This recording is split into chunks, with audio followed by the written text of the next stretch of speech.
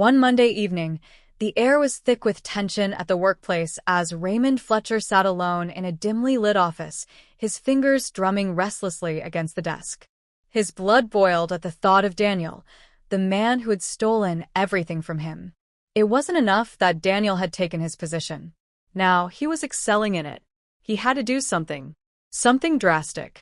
That night, long after the office had emptied, Raymond sneaked into the firm's financial records.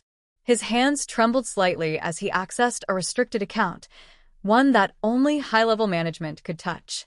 A few unauthorized transfers. A few missing figures.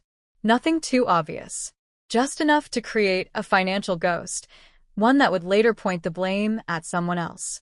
And when it all fell apart, Daniel Carter would be the one to take the fall. Days passed before anyone noticed the discrepancy. It was Mr. Lionel Green, the company's chief accountant, who first caught the anomaly.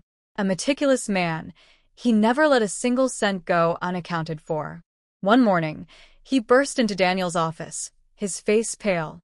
"Sir," he said, breathless. "we have a problem. Daniel frowned and gestured for him to continue. There's an unusual transaction in one of the company's financial accounts. Money has been moved, but there's no authorization, no record of approval." Daniel stiffened. "Are you sure?" Lionel nodded gravely. "I triple-checked. It's either a mistake, or someone is tampering with the company's finances." A heavy silence filled the room. Daniel took a slow breath, his mind racing. If this was true, this was corporate fraud. A financial scandal like this could ruin reputations, his included. He knew who his prime suspect was. Raymond. But he needed proof. Cold, undeniable proof. For the next 2 days, Daniel and Lionel worked tirelessly, combing through financial records, cross-referencing transactions, and analyzing every security camera in the firm. Nothing. No evidence. No footage of anyone near the accounts department during the time of the transaction. It was as if the money had disappeared into thin air. Daniel's frustration grew. He had to report this to Mr. Hartman, but how could he do so without proof? And then there was another problem. Hartman already had doubts about him. If Daniel brought up a missing financial report without an immediate explanation, it might look like he was the one behind it. For the first time in his career, Daniel felt truly cornered. The pressure mounted. The sleepless nights stretched on. His mind was a battlefield, warring between logic and uncertainty. And the worst part? Hartman was watching him. Unknown to Daniel, Mr. Hartman already knew about the missing funds. He had seen the same discrepancies in the reports and had chosen to wait. He wanted to see if Daniel would come forward with the truth. Would he be honest? Would he try to cover it up?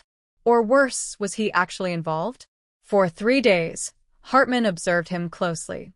He noticed the sleepless exhaustion in Daniel's eyes, the tension in his shoulders, the way he seemed lost in thought even during important meetings. Daniel was struggling with something. But why wasn't he coming to him? Hartman didn't have to wait long for an answer. Late on the 3rd day, Hartman summoned Raymond to his office. The ex-manager arrived, unsuspecting, smug even. "Raymond," Hartman said, folding his hands together. "we have a problem. Money is missing." Raymond's face remained neutral, but there was a flicker of something in his eyes, something calculating. "I've heard," he said smoothly. "It's troubling, sir. He leaned forward. And I hate to say it, but I think I know who's behind it." Hartman raised an eyebrow. "Do you?" Raymond sighed, as if burdened. "I didn't want to believe it at first, but it's Daniel. He's been acting strangely, hasn't he? Nervous, restless. And think about it. He has full financial access now. Who else could pull off something like this?" Hartman leaned back in his chair, studying him. He had expected Raymond to try and deflect the blame onto Daniel. But hearing the lies spill so effortlessly from his lips, it was all the confirmation Hartman needed. But instead of reacting, he played along. Hartman mused. "That's serious. I'll need to call an emergency meeting to get to the bottom of this." "Yes, sir. I think that's the right thing to do." Raymond nodded eagerly. As Raymond left the office, his confidence soaring, Hartman sat back with a small, knowing smile.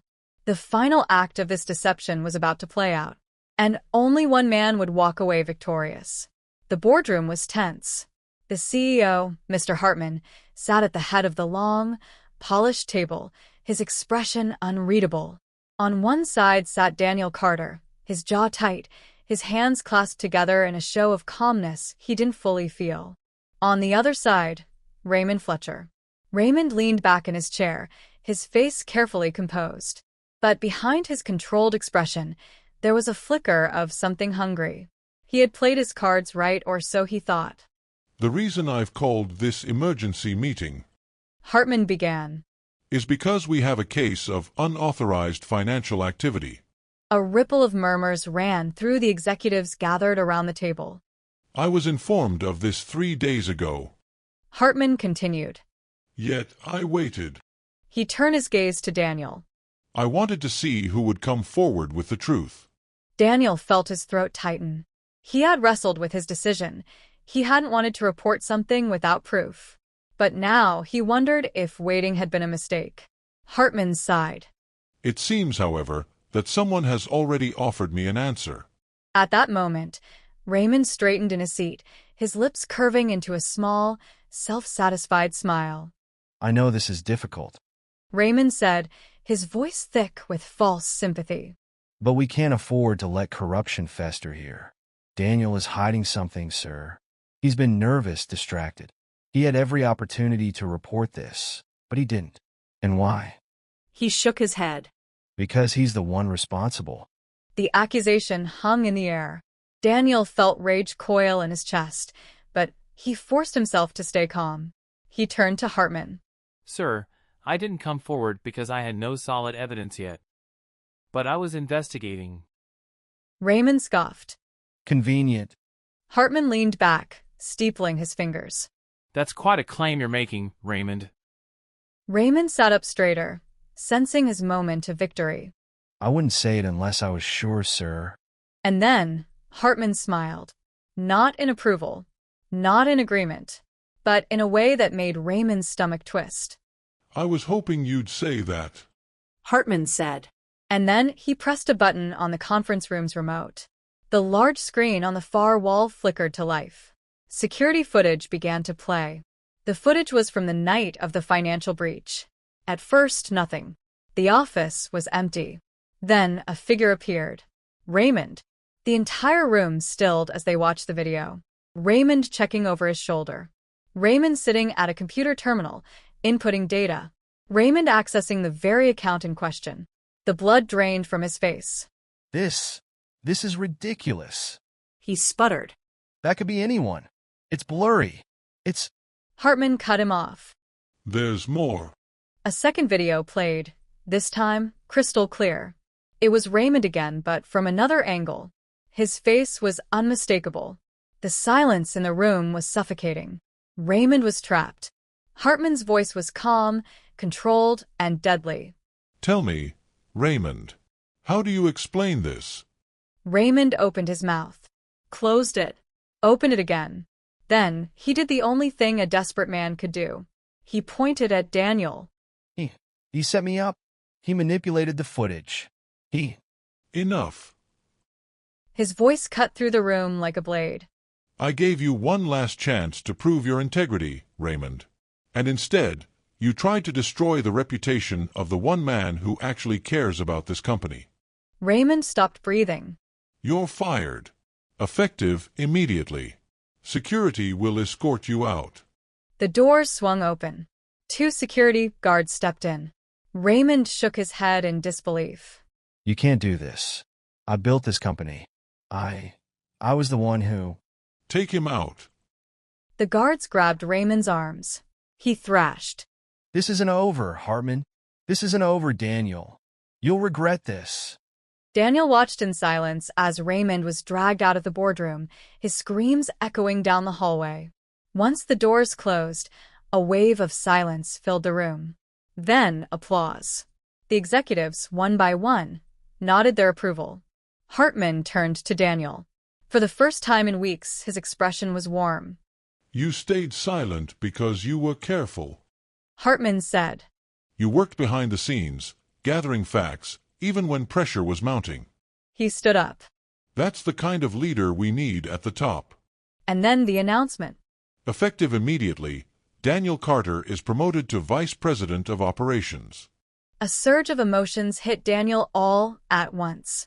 Relief, pride, vindication. But most of all, he felt gratitude. Because today, he had learned something invaluable. The greatest battles are not fought in loud confrontations. They are fought in patience, integrity, and the ability to stand strong, even when the world is against you. And as Daniel left that boardroom, stepping into his new future, he knew one thing for certain. This was just the beginning.